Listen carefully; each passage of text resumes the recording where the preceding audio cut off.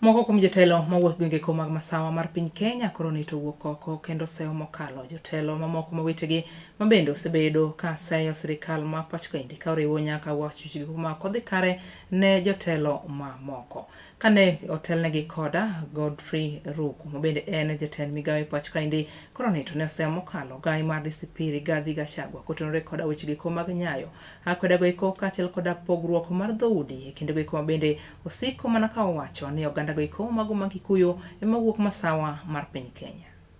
Ya bidii zaidi jameni, anajituma, anapenda wananchi wa Kenya, anapenda wananchi wa Ukambani. Ndiyo maana siara zake katika Ukambani ni mingi zaidi kuliko rais yoyote yule ambaye ameikalia hiyo kiti, kwa sababu ako na mapenzi, anajituma, anatia bidii, ako na maono ya kuhakikisha kwamba Ukambani pia ni Kenya.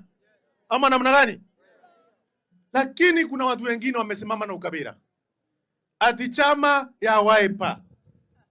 Chama ya Wiper, ukue ndani ya Wiper, ukue ndani sijui ya nini. Jameni, sio chama itakufundishia mtoto yako, sio chama itakuletea manji, sio chama itakuletea chakula, sio chama itatengeneza security, sio chama italeta division, sub-county na yale wengine ambayo imeombwa hapa na viongozi. Ni serikali, ni viongozi ambao wako na maono ya taifa letu la Kenya.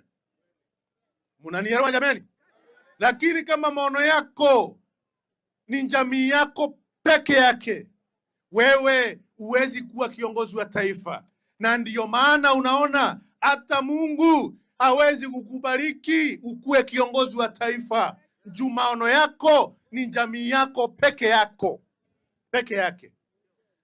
Ndio naona wengine wako na vitina sana. Wanaitwa Rigathi Gachagua na watu yake. Vitina mingi zaidi. Akiamuka anaongea maneno ya Wakikuyu peke yake. Na mimi nataka kumwambia tukiwa kona hii ya Makueni, Mount Kenya sio Wakikuyu peke yake wanakaa pale.